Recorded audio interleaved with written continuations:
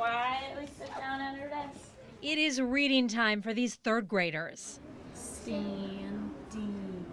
That's an important part of the school day here at Brandywine Elementary. That's because boosting literacy is a priority at every level, from the state down to the classroom. We've got work to do. We've got room to grow. We've got work to do. Concentrate and do MSTEP scores show there is work to do in every district across the state. Results showed ELA proficiency in grades 5 through 11 either stayed the same or increased in 2025 compared to the previous year. But statewide ELA proficiency in grades 3 and 4 declined. You know, as far as looking at MSTEP scores go, there's a lot of things that I'm looking at, right? In April at Brandywine, all 90 third graders in the district took the MSTEP. According to the state's data on ELA third grade content, results showed 7 were advanced, 11 were proficient, 23 were partially proficient, and 49 or 54.4% were not proficient. We expect better of ourselves and we have high expectations for our students and we want them to do well. But yet at the same time, MSTEP scores only tell one piece of the picture, right? Brandywine Superintendent Travis Walker says while school districts use MSTEP data to help make decisions, it's not as valuable as other assessments. That's because the MSTEP tests, which are given in April, assess kids on a mountain of state standards, and teachers and schools have no idea what's going to be on them. We're aiming at something in the dark, really. Then test results aren't available until months later, and in some cases after the next school year has already begun.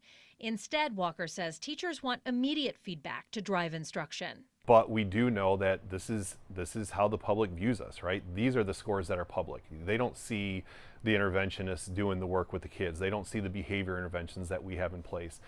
They don't see the PBIS things that we have in place. They see the score that comes from MSTEP, SAT, whatever it is for that grade level. Walker says there is a lot of work behind the scenes of those MSTEP scores to help improve literacy in all grade levels. And he says the data they do get from the MSTEP tells a story they already know. In education, there's a trend, right? So as poverty increases, typically scores decrease. And we have a relatively high number or high percentage of students that are economically disadvantaged. And our scores are right along that line. Which is why schools like Brandywine rely on state funding to help meet the needs of the most at-risk kids. But right now that funding is in jeopardy. So that's an unknown that we have that we're facing right now. Getting scores back 3 weeks into the school year and not having a budget to work off of. The deadline to pass a state budget for the 2026 fiscal year is September 30th, and lawmakers are no closer to reaching a compromise. July 1st was the deadline to pass a school aid budget, and without that, school districts like Brandywine are unsure of how much money they'll get this year.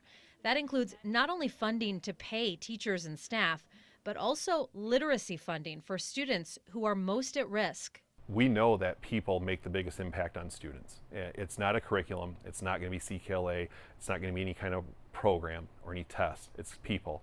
And we don't know what funding we're going to have for those people who impact kids the most.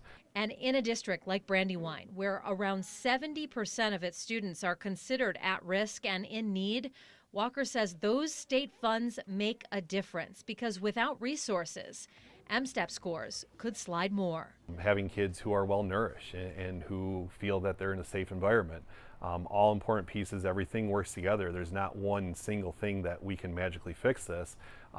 It's a collective group effort. text. Thanks for watching. Here's another story you may like, and subscribe to the WSBT 22 YouTube channel.